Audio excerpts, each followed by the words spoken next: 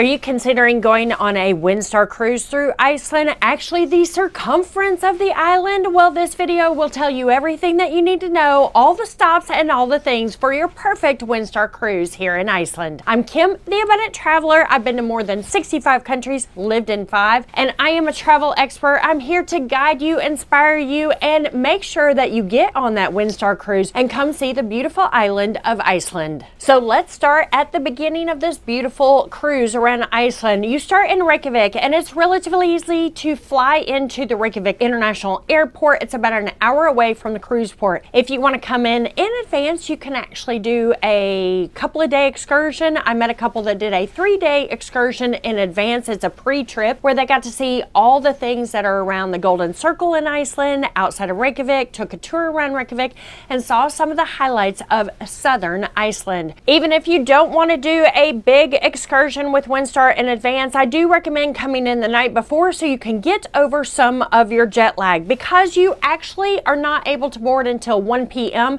and you do not depart Reykjavik until 4:30. So if you've gotten off an international flight at 6 a.m. and tried to make it all day long before you got on the ship, you are going to pass out and you're going to miss the launch of the ship when you leave Reykjavik.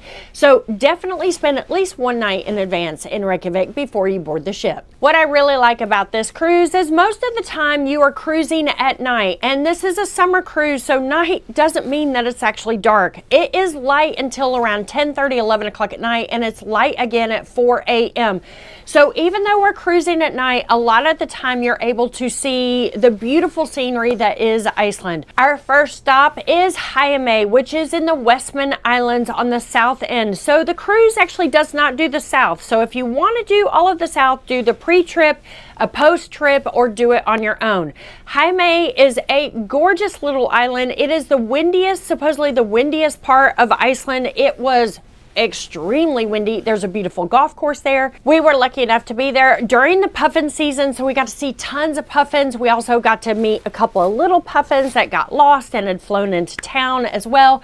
We also, my girlfriend and I, this is where we bought our Icelandic sweaters. It seems to be a cottage industry where women are making sweaters in their personal homes, and they invite you into their personal home and you can buy a sweater that they have made. So if you want an Icelandic sweater, then definitely look for one when you're on the island of Heimaey. Our next stop is a beautiful fjord town, Seydisfjordur. Please excuse me for butchering my Icelandic words. It is a beautiful little town, and Windstar put on a special treat for us in this charming little town in the Blue Church. We had some local Icelandic singers come in, give us some history, some culture, and some stories, and sang to us for an hour. It is such a unique experience to be on a Windstar cruise because it is so intimate and personalized. It's not like being on one of these huge ships. Another couple of things to see in Seydisfjordur.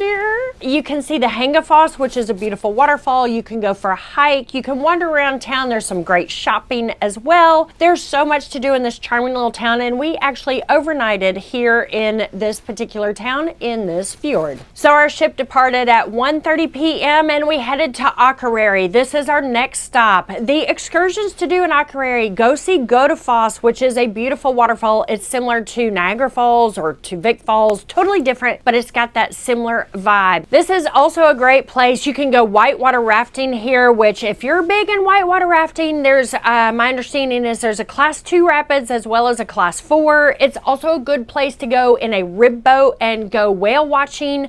It's one of the 2 best places, they say, to do the whale watching. It's also a place if you don't want to do anything. It's the biggest town that we're visiting, and so there's plenty of shopping, plenty of coffee shops, plenty to do and wander along the sea. It's a great day in Akureyri, and it's a beautiful place to do all the excursions or none if you don't want to do a thing. Oh, and I forgot to mention, you can go horseback riding, ride the Icelandic horses here in Akureyri, which I love because they are a 5-gated horse and they do a gait that is so smooth. So if you want to to ride horses, and Akureyri is a place to do it. If you're finding value in this video, make sure to like and subscribe so other travelers like you can get this great information. Also, if you're interested in going to Iceland, you can go below and download my free packing guide.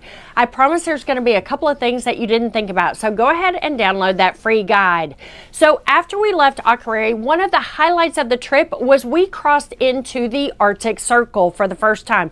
Okay, for me it was the first time. What was really cool is they had a ceremony for us in the Compass Rose, which is where they have the music and everything at night, and we joined the Order of the Blue Nose. I guess that means that it's so cold that our nose is blue, but they painted our noses with blue, and that is a British Navy tradition for when you cross over into the Arctic Circle for the first time. So that was really cool. At 10:28 p.m. we crossed over into the Arctic Circle. Brr. We left Akureyri around 7 p.m. and ended up in the West Fjords, which is like the hand over there on the west side of Iceland, in Isafjordur. I hope I said that correctly. Around noon the next day. What is so unique about Windstar is they come in and leave at different times than the other ships. So even though there were 2 other ships at port that day, we had the entire town to ourselves. We had our tours to ourselves. When we went to the famous waterfalls and went and saw everything, we were the only ones there. There weren't like 6 buses full of all of the other cruise ships and all of the other tourists. So thank you very much to Windstar. So here in Isafjordur, hope I said that right, you definitely want to have an excursion set because the town is tiny. There's like 1 gift shop, 1 coffee shop, 1 yarn shop, and not much to do. And also it's quite cold on the West Fjords.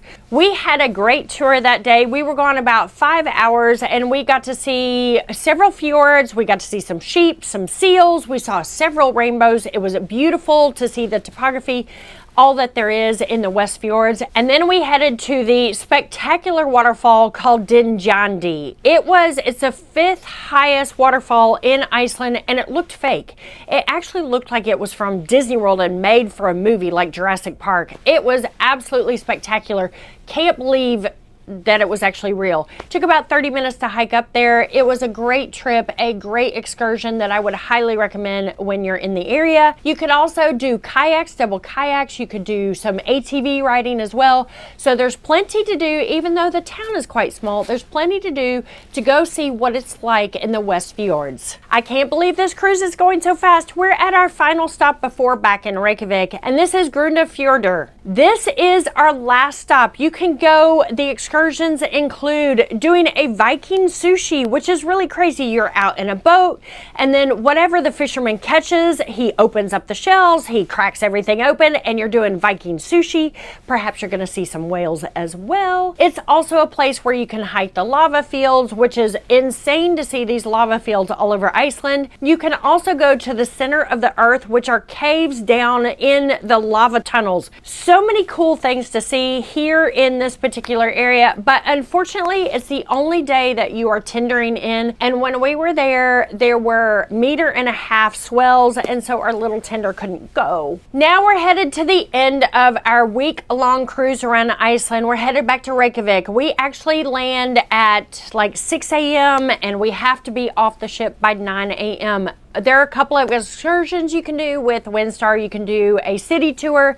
You can also get Windstar to give you a transfer to the hotel or a transfer directly to the airport. Again, you have to be off the ship by 9 a.m., which means you can make an 11 o'clock flight or 12 o'clock flight, or some direct flights into the U.S. don't leave until around 4 p.m. But again, you want to spend some extra time in Reykjavik, so definitely spend a day or 2 in Reykjavik on the other side if you didn't do it in the beginning of your trip. I hope that you enjoyed this video. Make sure to let Windstar know that I sent you and that you got this information from the Abundant Traveler, and I can't wait to see you guys on some amazing Windstar ship somewhere in the world, whether it's Tahiti, the Mediterranean, or Japan. I'll see you very soon. Thanks so much for watching.